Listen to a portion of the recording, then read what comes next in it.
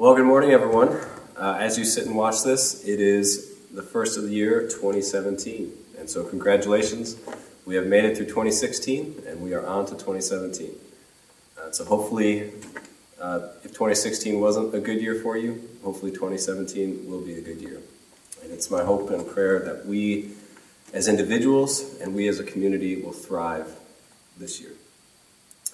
I thought what we would discuss this morning, being that it's still holiday season, take a look at Matthew 2, which of course has our traditional Christmas text in there. And as I was reading through, something caught me in the text. So I thought what we would do this morning is take a look at Matthew 2. It's a text we're all pretty familiar with, holiday season, Christmas text. It fits well. In this text, I was reading through and I saw something that caught me way off guard. And so I thought we'd look at it and hopefully we can avoid the mistakes that our ancestors did not. And so if you got your scriptures, we'll be in Matthew 2, verses 1 through 5. It says this: After Jesus was born in Bethlehem in Judea, during the time of King Herod, Magi from the east came to Jerusalem. Magi, these are Gentile folks. And listen to their profession, apparently. It says, Magi from the east came to Jerusalem and asked, "Where is the one who has been born King of the Jews? We saw his star in the east or at its rising and have come to worship him." So apparently these Magi are astronomers, or dare we say astrologers, shady folks. And yet in some sense, so these are Gentiles, these are not Israelites. And yet as the story progresses, we are going to see that they are faithful and the insider crowd, in fact, is not. So they come and they ask, and notice, who do they ask for? They ask for King of the Jews. Notice Matthew has specifically said King Herod, King of the Jews. If you remember, King Herod is sort of a imposter king. He's half Jew, half Idumean. He was appointed in 37 BC by the Romans. He's got quite a bit of history. In one sense, he did an immense amount of good. And so he, at least for building projects, so he built or significantly improved upon the Second Temple. And so if you were to go to Jerusalem today and see the Wailing Wall or the Western Wall or the Temple Mount, that is still standing because Herod improved on that. He also built a number of other buildings. One is the Herodium, which was sort of his palace. It's much taller than you think. I happened to be there, and my buddies said, "Hey, let's run up it." And so I said, "Okay."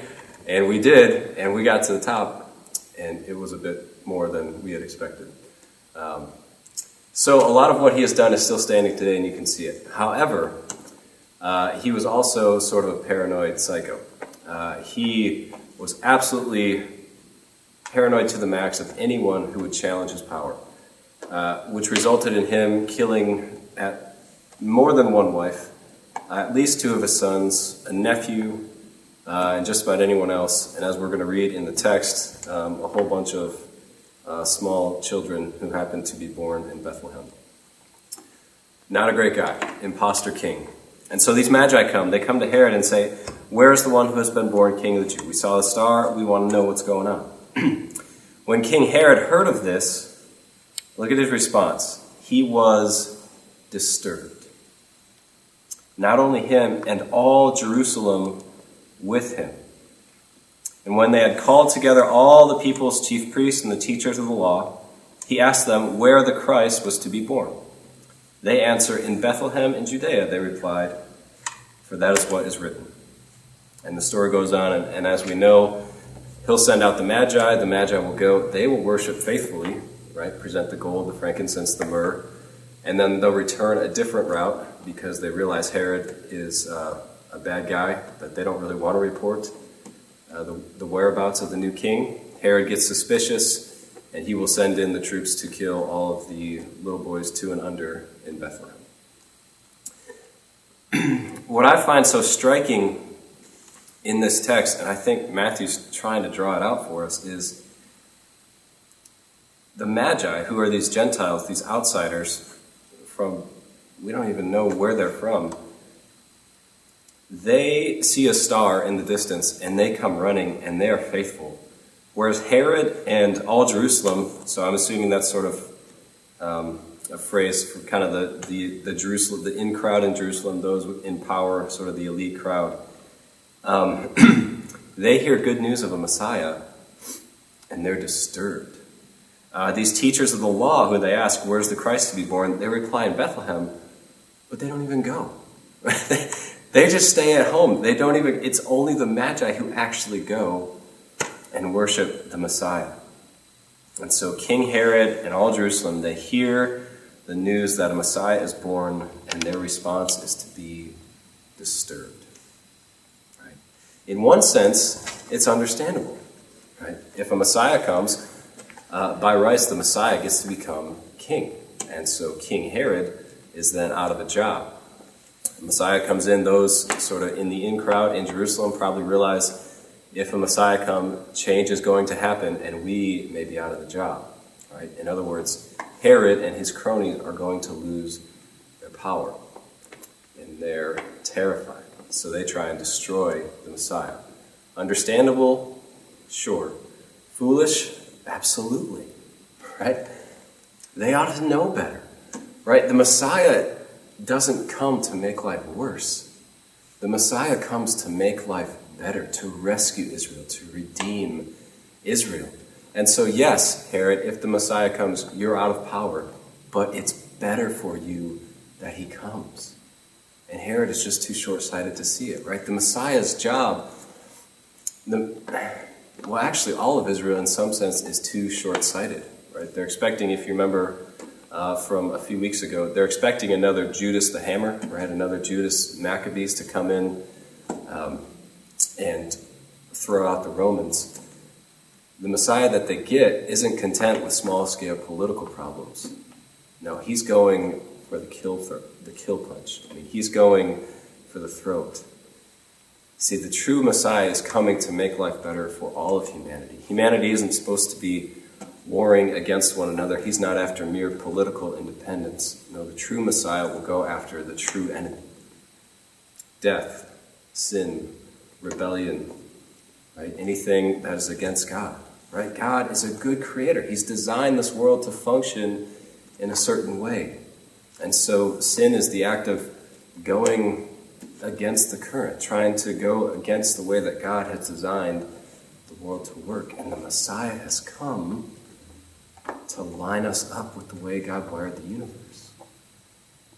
Right? The Messiah has come to make life better. The Messiah has come. Jesus is the King who is after our joy.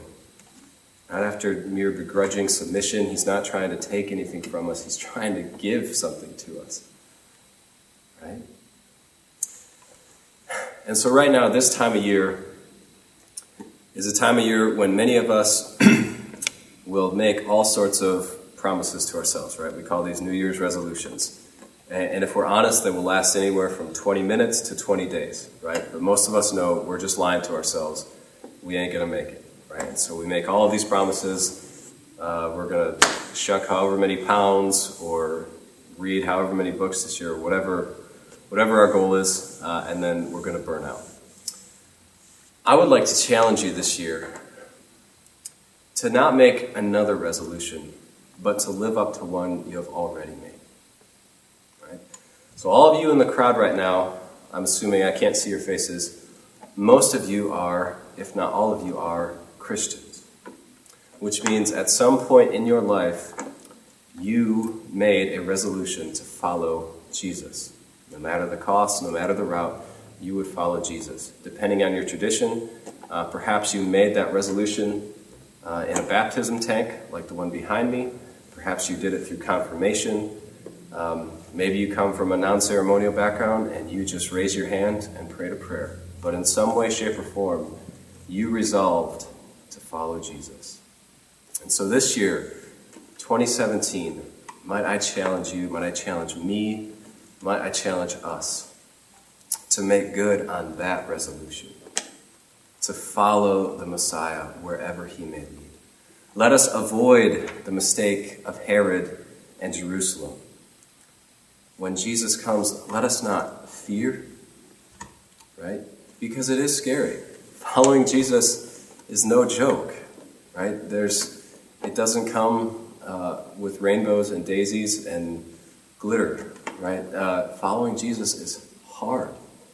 In the same way that if any of you this year, you resolve to get a gym membership, if you get one and you go to the gym, you will soon find out it is hard, right? Following Jesus is no different. It takes work and sweat and blood, and there's pain and hurt involved. But when we come out the end, we will find joy and peace and something that will last. And so this year, make good on our resolution to follow Jesus, to follow him wherever he may lead us. You can pretty much guarantee any of those who have been following him long enough, you realize he is constantly asking us to change, right? If we are people who is broken and Jesus is leading us out of brokenness into new life, that mandates change. And just like change in the gym is difficult, so is change for Christ, right? Like I said, if we will follow him through the change, then we will find joy on the other side. And so once again, 2017, make whatever resolutions you may. Enjoy them. I hope you follow through on them, and I will help you in any way I can. But it is my hope that your main effort this year, that my main effort this year, that our main effort this year will be to make good on our primary resolution, the one we've made however long ago in your past, to follow Jesus, to pursue him with a fearless faithfulness, and follow him wherever he may lead us.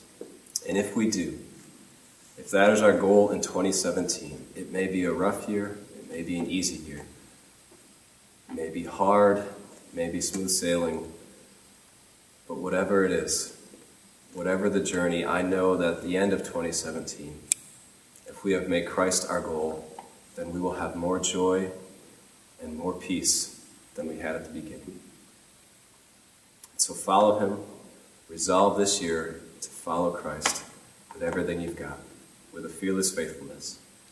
And if we do so, we will find joy waiting on the other side. Amen?